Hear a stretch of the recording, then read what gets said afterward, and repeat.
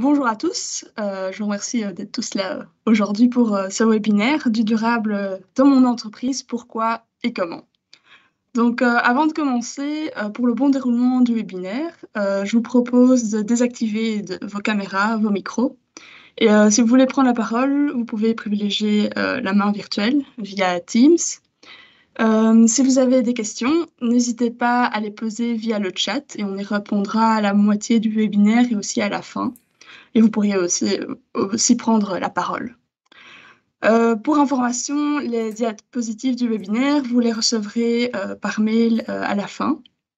Et ce webinaire sera enregistré.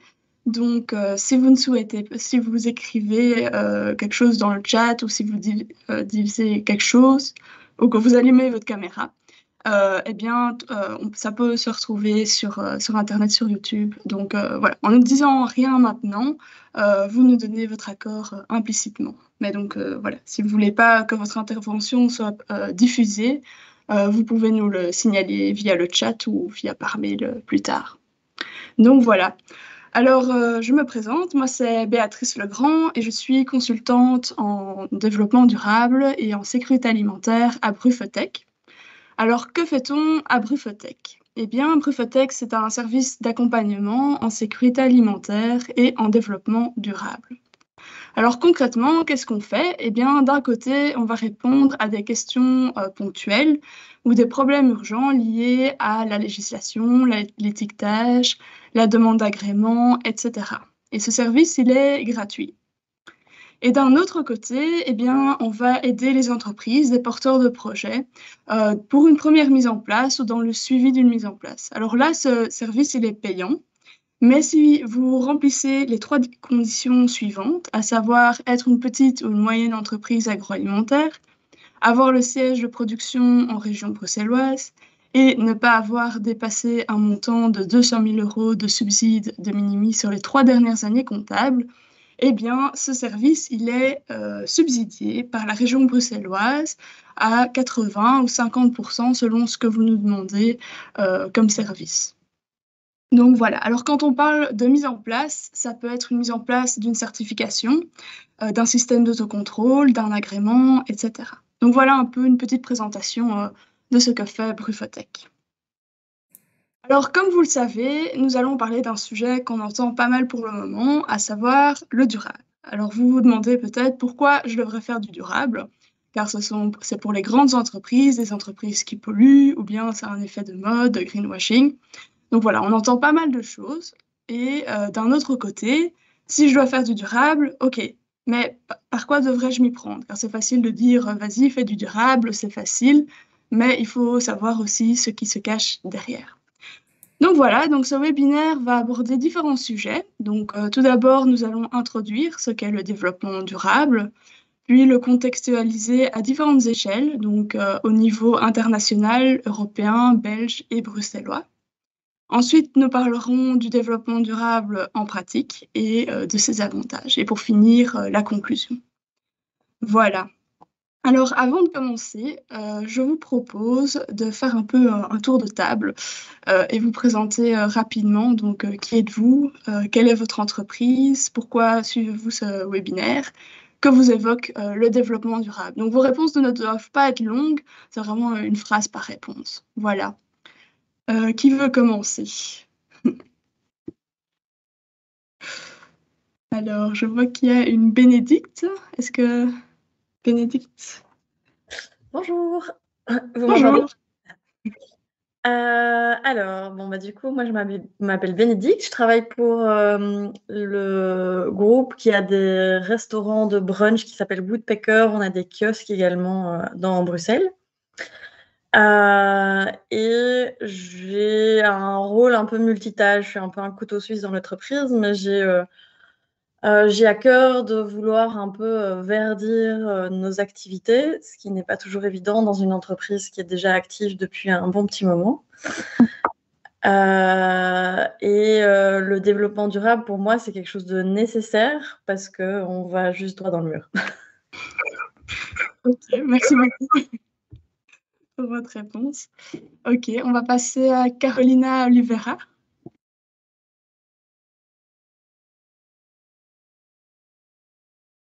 Alors, je ne sais pas si elle nous a entendus.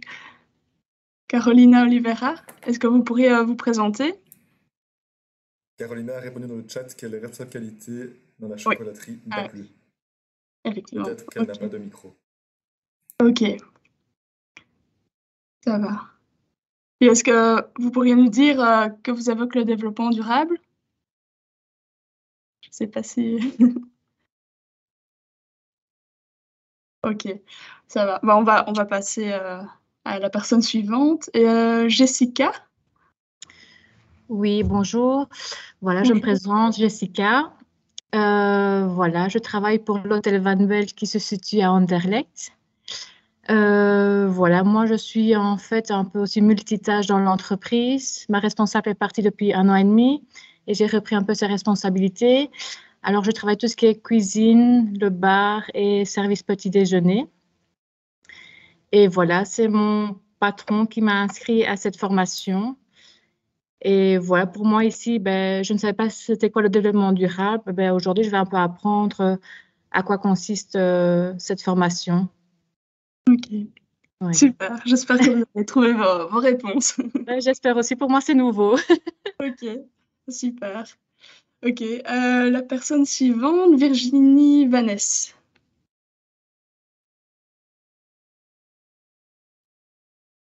Je ne sais pas si elle nous a entendus.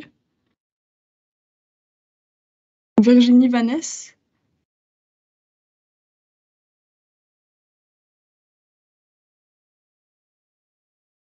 Non? Ok, sinon la personne suivante, c'est Yamia B. Je ne sais pas comment on le prononce.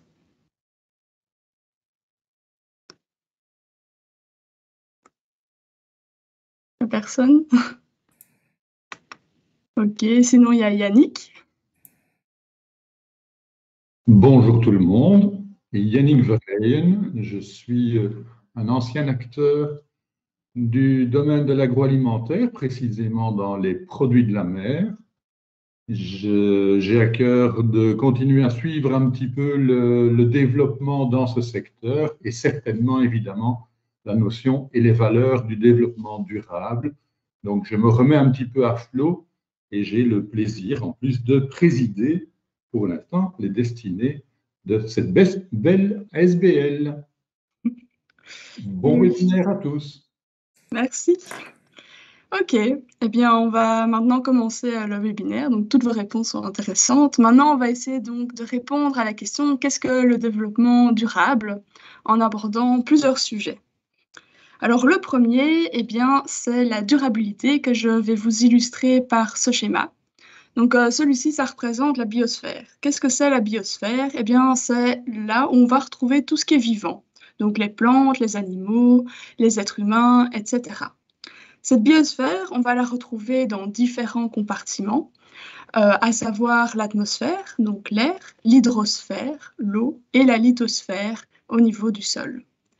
Tous ces compartiments, ils interagissent entre eux, ils sont en équilibre, et en fait, c'est ce qu'on appelle la durabilité. Alors, il arrive aussi que ces équilibres ils soient perturbés, modifiés entre autres par l'activité humaine. Donc, par exemple, le transport, l'agriculture, la déforestation, l'industrie, l'utilisation des ressources, l'utilisation des minerais. Donc, vraiment quelque chose de durable, c'est quand on va avoir un équilibre et ce n'est pas durable quand il y a un déséquilibre, un problème. Et tout ça, ça va créer deux principales problématiques. Alors, la première, c'est le changement climatique. Donc, comme vous pouvez le voir sur le graphique de gauche, qui représente en fait la température de la surface de la Terre au cours des années à partir de l'an 0, eh bien, on peut voir clairement qu'à partir de 1850, les températures ont fortement augmenté. Donc, il y a clairement un pic. Et d'un autre côté, comme vous pouvez le voir sur le graphique de droite, qui représente en fait les émissions des gaz à effet de serre d'origine anthropique, donc venant de l'activité humaine, au cours des années, mais à partir de 1990 cette fois-ci. Et on peut voir que les deux principaux gaz, c'est le méthane en rouge et le dioxyde de carbone, donc le CO2, venant de l'énergie fossile et de l'industrie en bleu. Et on voit clairement que ce CO2 entre 1990 et 2019 a fortement augmenté, donc à savoir de 5%, ce qui est relativement important comparé aux autres gaz dont les émissions restent relativement stables. Donc ça, c'est la première problématique. La deuxième, c'est la raréfaction des ressources. Donc, la nature nous offre de nombreuses ressources gratuitement, donc par exemple des terres cultivées, des pâturages, des forêts, des terres à bâtir, la pêche, etc. Et c'est ce qu'on appelle en fait la biocapacité de la terre. Et on utilise de plus en plus ces ressources, voire trop. Et l'homme exerce donc une pression envers ces ressources naturelles. Et c'est ce qu'on appelle en fait l'empreinte écologique. Donc, comme vous pouvez le voir sur le graphique de gauche, eh bien, l'empreinte écologique de la Belgique est très élevée. Elle est 4 fois plus grande que l'empreinte écologique du monde. Donc, ça veut dire que si tout le monde vivait comme des Belges, on aurait besoin de 4 terres. Donc, c'est beaucoup plus que l'empreinte écologique moyenne de la Terre, qui est 1,7 fois plus élevée que la biocapacité du monde. Donc, c'est la quantité de ce que la Terre peut nous donner. Donc, c'est pourquoi, en fait, le jour de dépassement de la Belgique est l'un des jours les plus avancés dans le monde dans l'année. Alors, c'est quoi le jour de dépassement? Eh bien, c'est le moment où l'humanité a utilisé autant de ressources naturelles que ce que la Terre peut nous procurer en une année entière. Donc, c'est le jour où on a abattu plus d'arbres, pêché plus de poissons, construit et bâti plus de terres que ce que la Terre peut nous donner en une année entière. Donc, comme vous pouvez le voir sur le graphique ici, eh bien, le jour de dépassement pour la Belgique en 2022, c'était le 26 mars. Alors que pour celui dans le monde en 2022, c'était le 28 juillet. Et si on retourne 20 ans en arrière, en 2021, en 2001, le jour de dépassement, c'était le 21 septembre. Donc on voit clairement que ce jour de dépassement est de plus en plus tôt dans l'année. Donc voilà, donc suite à ces deux principales problématiques, entre autres, donc la raréfaction des ressources et le changement climatique, eh bien, de nombreuses conséquences sont apparues ou sont en train d'apparaître. Donc par exemple, on va avoir davantage d'inondations qui va créer des migrations de population, une pollution de l'air qui peut engendrer des maladies, une destruction de la biodiversité. Donc, il faut savoir que la nature nous offre gratuitement plein de services. Donc, par exemple, les abeilles qui pollinisent les fleurs. Et sans elles, on ne pourrait pas avoir une agriculture ni des matières premières. Donc, c'est vraiment important. Et d'ailleurs, dans certains pays dans le monde, eh bien, il y a déjà pas assez d'abeilles. Et donc, il y a des personnes qui doivent polliniser à la main avec un pinceau des fleurs. Donc, voilà, ça coûte énormément aux producteurs. Alors, comme autre conséquence, nous avons davantage de maladies liées aux animaux, donc par exemple via les moustiques qui se multiplient de plus en plus avec le réchauffement climatique, la hausse des niveaux de la mer avec la hausse des températures, des incendies qui détruisent des espaces naturels, des climats extrêmes, tant des sécheresses ou des tempêtes, des morts, des conflits, la pauvreté et la faim.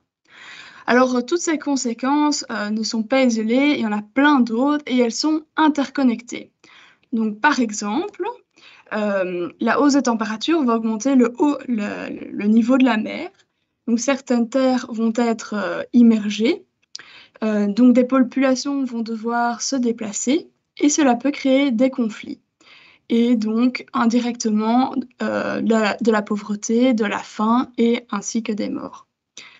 Donc voilà donc un panorama de la situation actuelle.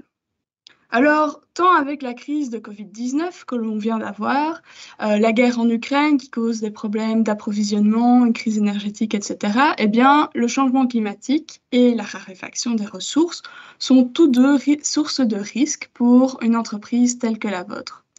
Donc, pour se protéger de ces risques, les éviter ou les atténuer, eh bien, des démarches durables sont presque devenues des impératifs pour les entreprises. Alors, qu'est-ce que le développement durable? Le développement durable, en fait, se définit comme un mode de développement qui répond aux besoins d'aujourd'hui sans compromettre la capacité des générations futures à répondre aux leurs.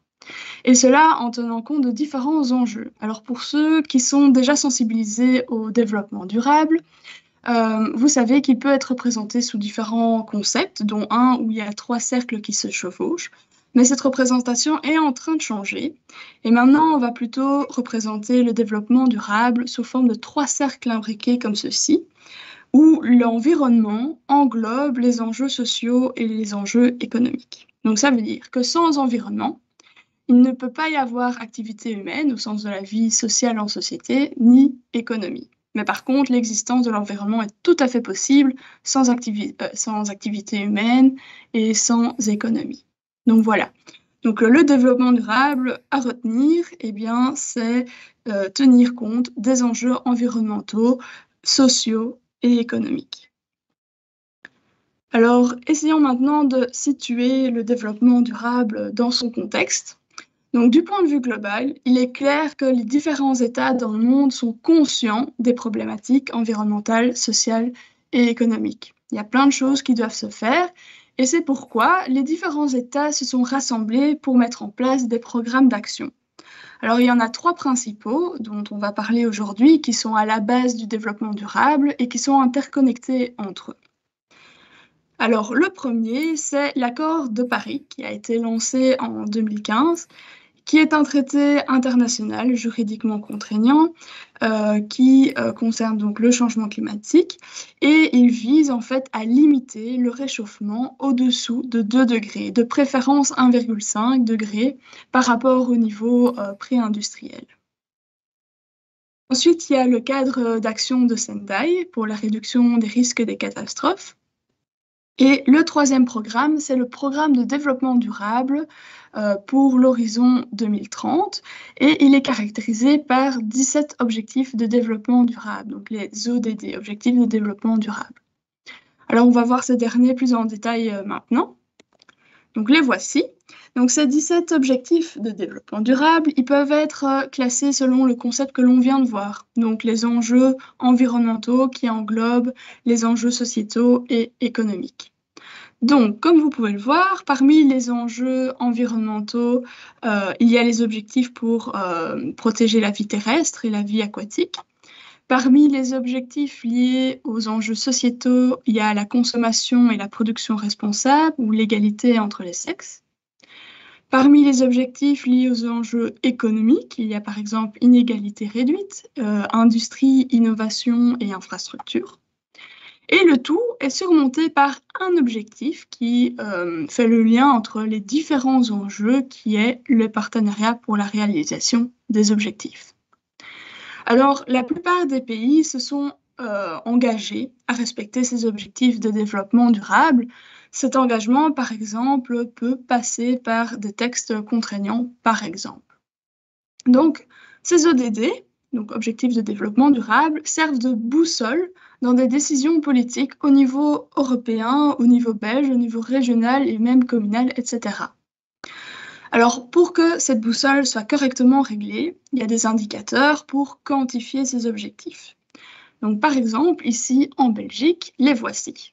Donc, la première colonne, c'est quelques ODD, quelques objectifs. La deuxième colonne, ce sont des indicateurs qui correspondent aux objectifs juste à côté. Et la troisième colonne nous indique si on est dans le bon, donc dans le vert, ou pas dans le rouge. Donc, par exemple, pour l'objectif égalité entre les sexes, eh bien, l'indicateur écart salarial entre les femmes et les hommes, on est plutôt dans le rouge. Par contre, pour l'objectif eau propre et assainissement, pour l'indicateur consommation en eau, on est plutôt dans le vert. Alors, en général, via les couleurs, ici, on peut dire qu'on est plutôt dans le rouge. Or, la Belgique veut avoir ses indicateurs dans le vert. Donc là, on était au niveau de la Belgique. Maintenant, on va dézoomer et voir du côté de l'Europe. Alors, vous avez peut-être entendu récemment que l'Europe a lancé son pacte vert, le Green Deal en anglais, très récemment. Alors, c'est une loi européenne qui est composée d'un ensemble de mesures extrêmement ambitieuses qui devrait en fait permettre aux citoyens et aux entreprises européennes de profiter de la transition écologique durable et de faire de l'Europe en fait le premier continent climatiquement neutre pour 2050. Alors l'objectif intermédiaire, c'est pour 2030, c'est réduire les émissions de gaz à effet de serre d'au moins 55% par rapport au niveau des années 90. Donc voilà, le Green Deal, c'est une toute nouvelle stratégie de croissance de l'Union européenne dont les objectifs viennent d'être annoncés et la mise en œuvre se fait au fur et à mesure. Donc concrètement, cela va se traduire par des textes contraignants, des financements pour des solutions durables, des technologies vertes, des nouvelles entreprises, etc. Alors, les domaines concernés sont assez divers. Par exemple, il y a la biodiversité, la mobilité, la construction, l'industrie, l'énergie. Et celui qui nous concerne le plus, eh bien, c'est la stratégie de la ferme à la table, donc en anglais de farm to fork. Et elle consiste en quoi? Eh bien, ça va toucher au niveau de la production, la transformation, l'alimentation et la distribution, la consommation et la prévention des pertes et des gaspillages alimentaires. Voilà de ce qui est pour l'Europe. Maintenant, on va zoomer pour voir du côté de Bruxelles. Alors, la région de Bruxelles-Capitale a également lancé récemment sa toute nouvelle stratégie de transition économique pour 2030, qui s'appelle la Shifting Economy. Alors, ça concerne différents domaines, dont l'alimentation, et ça va se traduire aussi par des financements, des accompagnements, etc. Et l'un des plus gros objectifs du gouvernement bruxellois pour 2030, eh bien, c'est d'accorder un soutien uniquement aux entreprises qui savent démontrer une démarche durable, donc qui sont exemplaires sur le plan social et environnemental. Alors concrètement, qu'est-ce que cela signifie? Par exemple, si vous ne faites pas, si votre entreprise n'entreprend pas une démarche vers le durable, vous pourriez voir disparaître vos subsides, vos primes que vous pourriez bénéficier. Donc, par exemple, les accompagnements de Brufotech, qui sont subsidiés à 50 ou 80% selon ce que vous nous demandez, eh bien, vous ne pourriez ne plus les avoir. Donc, voilà. Alors, pour atteindre ces objectifs de développement durable, la région de Bruxelles-Capitale a lancé différentes stratégies au niveau de la mobilité, de la construction, etc., et dont une au niveau de l'alimentation. Donc, cette stratégie, elle s'appelle la stratégie Good Food, qui est en fait en cohérence et en continuité avec la stratégie de transition économique de Bruxelles-Capitale. Alors, Good Food, c'est quoi? C'est une initiative de Bruxelles Environnement. Il y a déjà eu une première version et la deuxième version vient d'être lancée pour la période 2022-2030.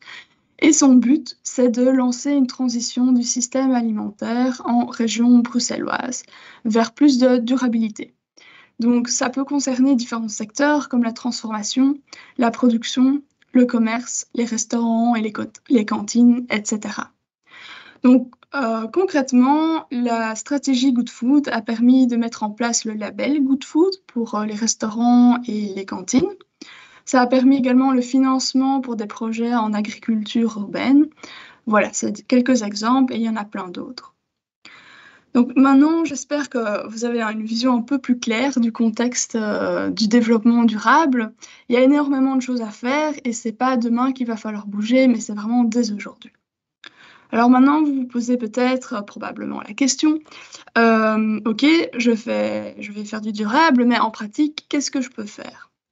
Alors, la mise en place d'actions durables dans une entreprise, c'est ne pas passer, on n'a rien et puis on a tout. C'est pas possible. Ça se fait petit à petit, par étapes, en commençant par des démarches les plus accessibles à des démarches les moins accessibles.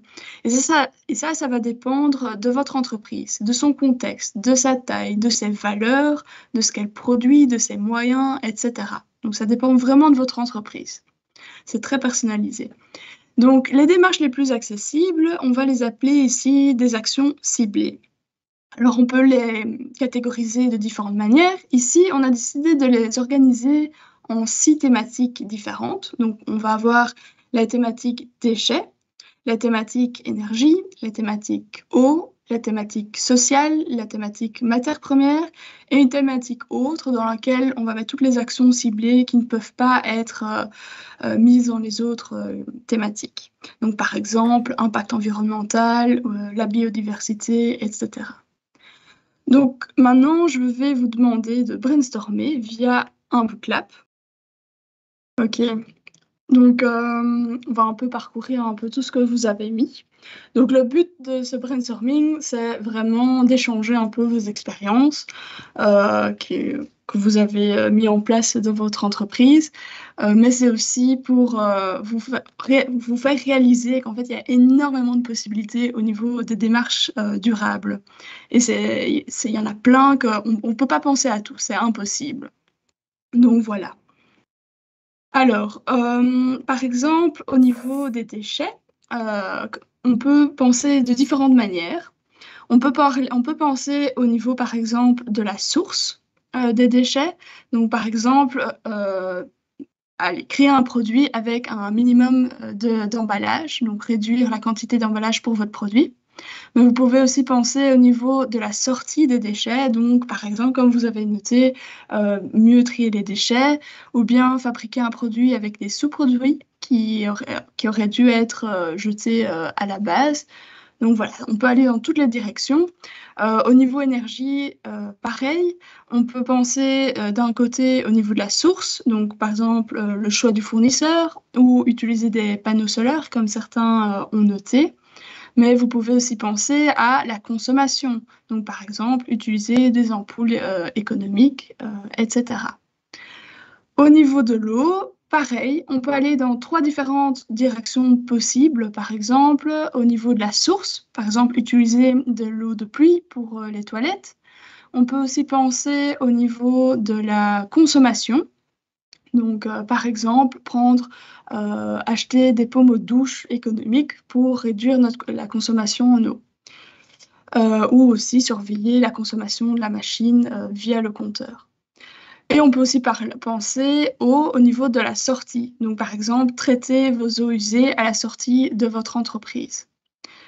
Alors ensuite, pour la catégorie sociale, eh bien, on peut penser aussi de différentes manières. On peut parler insertion sociale, effectivement, télétravail. On peut penser à l'égalité des genres, donc écart salarial entre les hommes et les femmes. Par exemple, voilà, aussi l'ambiance au bureau, l'environnement, avoir des bons bureaux confortables, etc. Ensuite, au niveau des matières premières, on peut aussi penser voilà, équilibre alimentaire, produits de saison, produits locaux, des produits plutôt labellisés ou bien venant d'une région géographique, etc. Donc on peut aller vraiment dans toutes les directions possibles. Et la dernière catégorie, donc oui, autre, donc par exemple, on peut trouver la biodiversité, donc par exemple mettre en place un toit végétal au niveau de votre entreprise ou des ruches. Et du point de vue impact environnemental, vous pourriez mettre en place un score environnemental. Voilà, il y a plein d'idées. Donc voici un peu quelques exemples. Voilà, j'espère que ça peut vous aider un peu. Est-ce que pour le moment, il y en a qui ont des questions?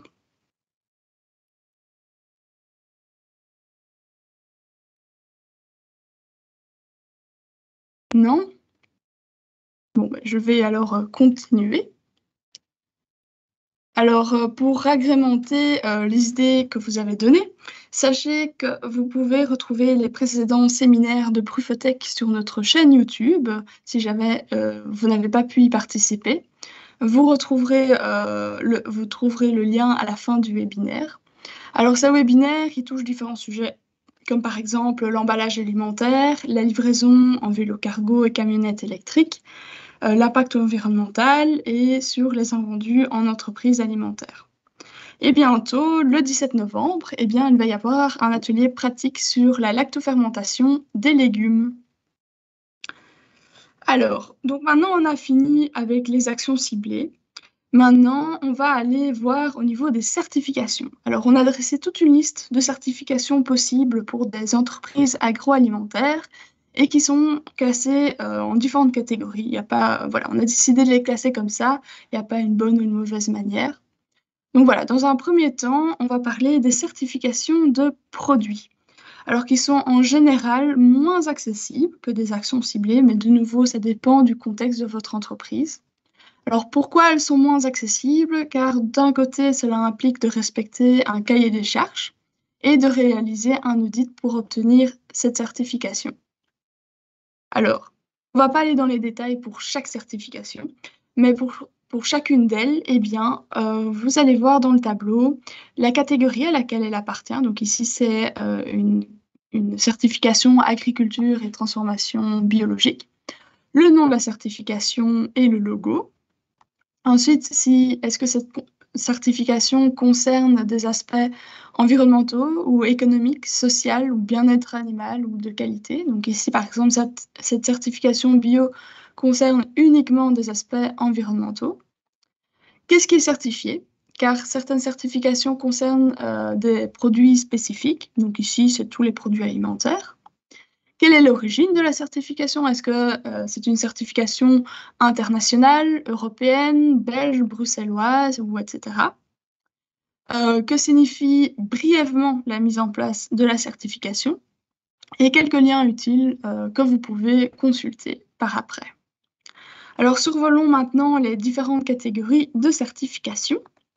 Alors la première, c'est l'agriculture et la transformation biologique. Alors qu'est-ce que le bio? Le bio, c'est un système de production alliant un haut niveau de biodiversité à des pratiques environnementales qui préservent les ressources naturelles. Alors pourquoi ces certifications existent?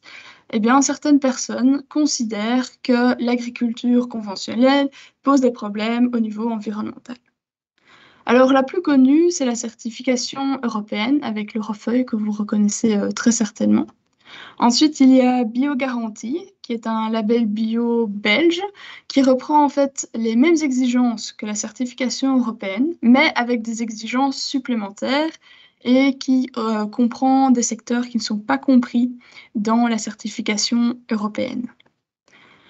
Ensuite, il y a les labels bio français comme AB, Nature et Progrès, Biopartenaire, Déméter, etc.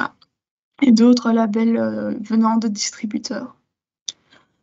Ensuite, il y a les labels, les certifications liées au commerce équitable, avec la plus connue Fairtrade, mais il y a aussi Fair for Life, Fairwill, Prix Juste Producteur et quelques autodéclarations.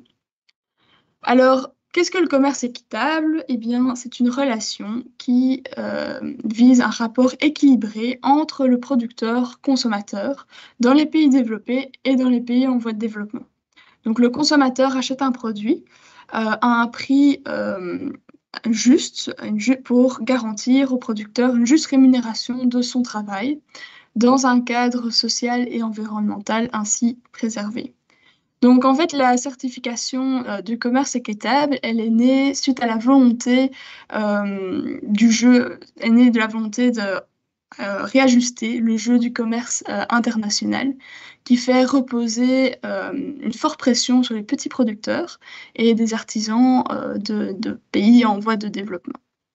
Donc, vraiment, le but de cette certification, c'est de modifier, de changer les modes de production et de consommation pour leur assurer un travail mieux payé et dans de meilleures conditions.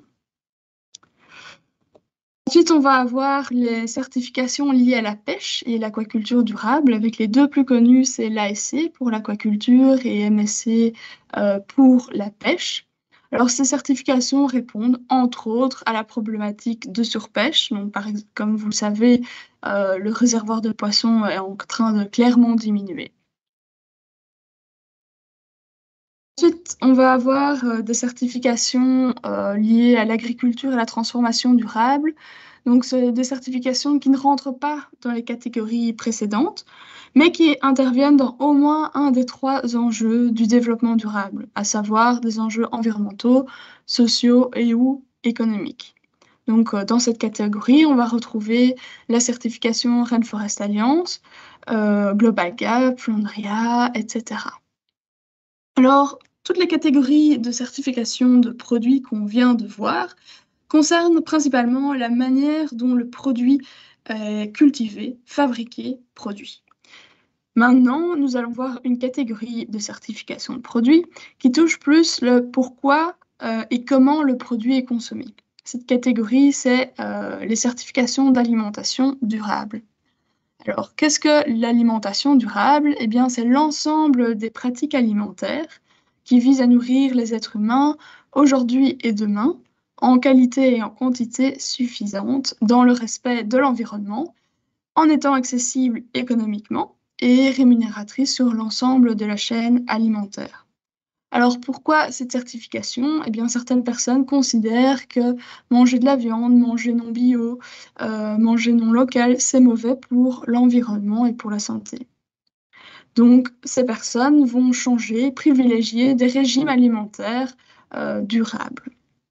Alors, parmi ces certifications, il y a le label Good Food au niveau bruxellois pour les restaurants, les cantines et les cuisines centrales principalement. Et ensuite, on a les certifications pour les produits véganes et végétariens. Alors maintenant, dans un second temps, on va avoir les certifications d'entreprise qui sont souvent plus contraignantes que les certifications de produits et les actions ciblées. Mais de nouveau, ça dépend du contexte de votre entreprise. Alors pourquoi elles sont plus contraignantes? Car en général, ça implique la mise en place d'un système de gestion. Ça demande beaucoup plus d'investissement du point de vue administratif et de réflexion, et il y a souvent un audit pour l'obtenir. Donc, d'un côté, on va avoir les systèmes de gestion environnementale, sociale et économique, qui correspondent en fait à la responsabilité sociétale des entreprises, donc en abrégé RSE.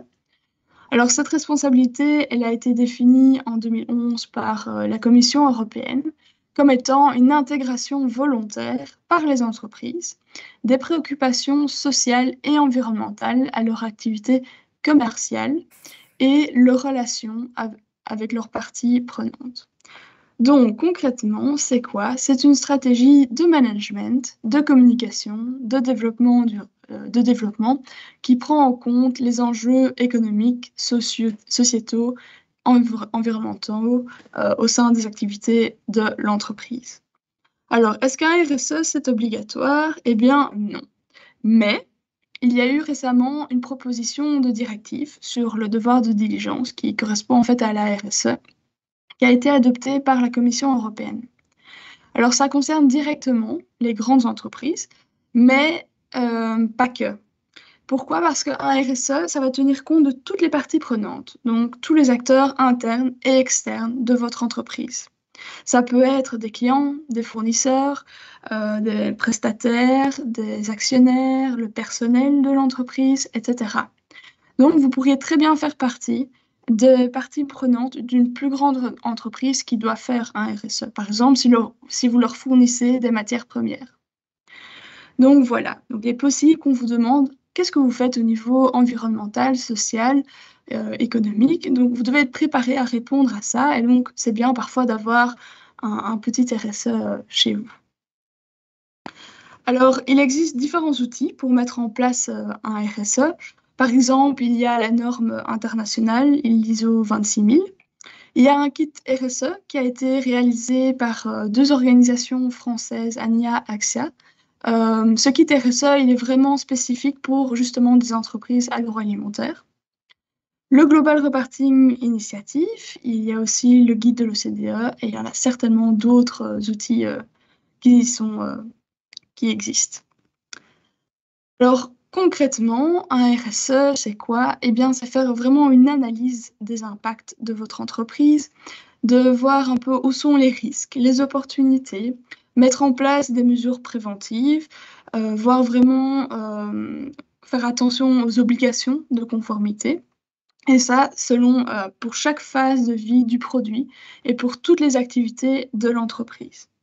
Donc, par exemple, vous vous approvisionnez en matières premières qui sont suremballées dans des cartons pour le transport. Donc, vous utilisez des ressources naturelles et l'impact environnemental, c'est d'un côté la déforestation et d'un autre côté l'utilisation de ressources naturelles. Le risque, ça peut atteindre l'image de votre entreprise.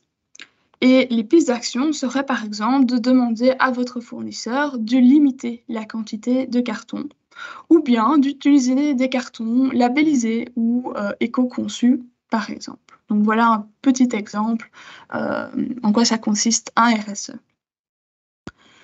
Ensuite, il y a les systèmes de gestion environnementale. Donc c'est comme un RSE, sauf qu'on ne tient pas compte des enjeux sociaux et économiques.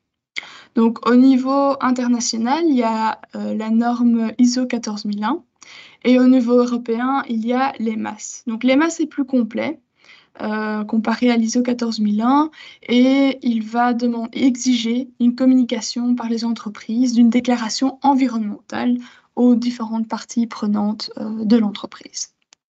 Alors, au niveau de Bruxelles, il y a également entreprises écodynamiques. Voilà, on a fait un peu le tour des différentes certifications. Attention, c'est une liste non exhaustive, il y a certainement d'autres labels que je n'ai pas cités, mais c'est un bon résumé ici pour débuter dans le développement durable. Alors, il y a également d'autres démarches durables qui demandent beaucoup d'investissement en général, comme par exemple l'analyse du cycle de vie ici.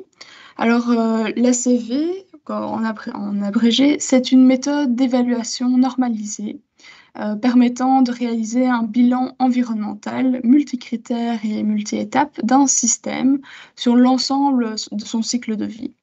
Donc voilà. Alors pour connaître aussi d'un autre côté, pour connaître l'impact environnemental d'un produit, il y a aussi moyen de l'avoir via un calcul d'un score environnemental. Et ça, c'est relativement facile à mettre en place.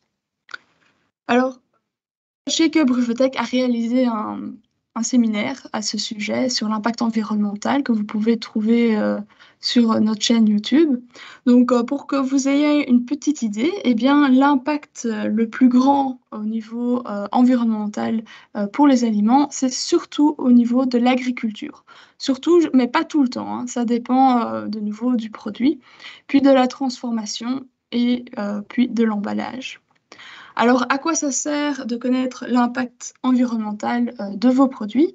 Eh bien, d'un côté, ça permet de savoir où vous pourriez agir dans votre entreprise pour s'améliorer au niveau environnemental.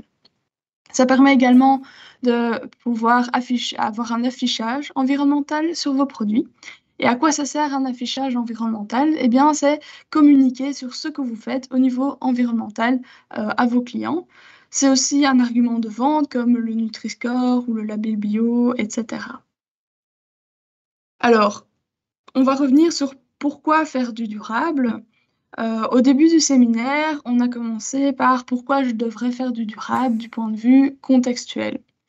Maintenant, on va voir ce que les démarches en développement durable peuvent vous apporter dans votre entreprise.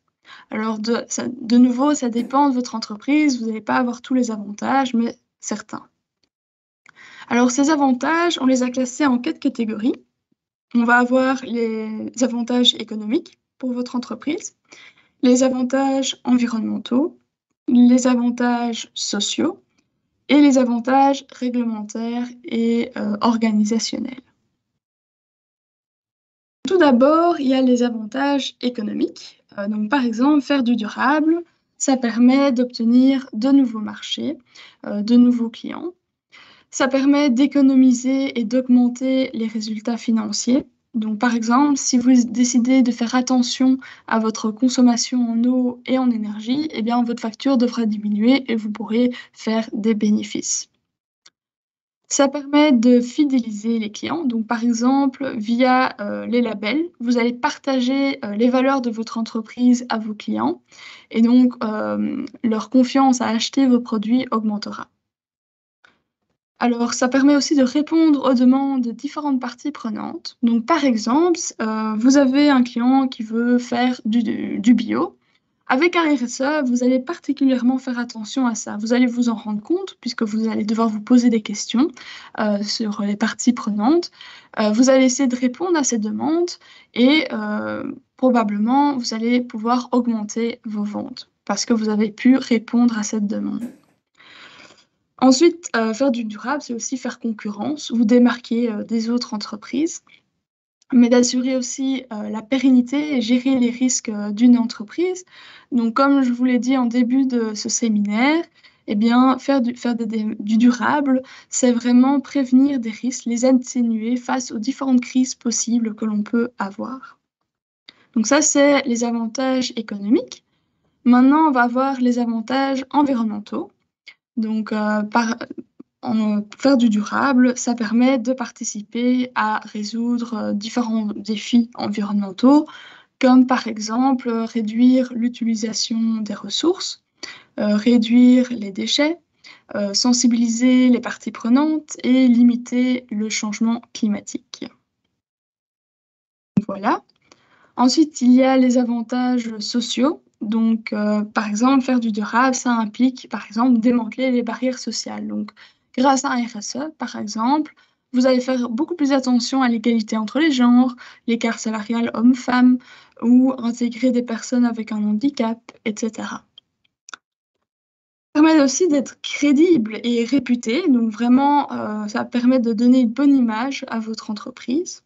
Et motiver les employés. Donc, si vous les intégrez dans cette démarche durable, ils vont être beaucoup plus motivés et ça va impacter leur travail et leur productivité. Et ensuite, la dernière catégorie d'avantages, ce sont les avantages réglementaires et organisationnels, car ça permet d'être à jour au niveau de la réglementation et aussi d'éviter toute pénalité. Et ça permet aussi de motiver les ressources humaines qui ont moins de problèmes à gérer. Parce que voilà, les employés sont beaucoup plus motivés dans ce contexte. Donc voilà, en conclusion, donc, le développement durable, c'est une démarche continue à mettre en place dès maintenant. Cela peut se faire par des actions ciblées, la mise en place de certifications, de scores environnementaux, etc. Le développement durable en entreprise, c'est un travail de longue haleine. Dans un premier temps, c'est un coût supplémentaire. Puis ensuite, vous allez voir des gains significatifs en termes de nouveaux marchés, d'économie de ressources, de diminution d'incidents, etc. Donc voilà, sachez que Brufotech est là si vous souhaitez une aide, un accompagnement à ces niveaux-là. Alors, comme je vous l'ai dit plus tôt dans ce webinaire, la région bruxelloise, pour 2030, va accorder un soutien uniquement aux entreprises qui vont vers le durable. Alors, les critères ne sont pas encore définis, mais ça ne sert à rien d'attendre, car certaines mises en place mettent du temps à être élaborées. Donc, si vous vous y mettez en dernière minute, ce sera peut-être déjà trop tard. Donc, voilà. Alors, voici quelques liens utiles. Donc, si vous voulez revisionner des webinaires, n'hésitez pas à aller sur notre chaîne YouTube ici. Ce webinaire sera également partagé via YouTube. La liste des certifications possibles et la présentation PowerPoint, je vais vous la partager après ce webinaire par mail. Et si vous voulez contacter Brufotech, voici nos coordonnées. Voilà. Alors merci pour votre écoute et votre participation.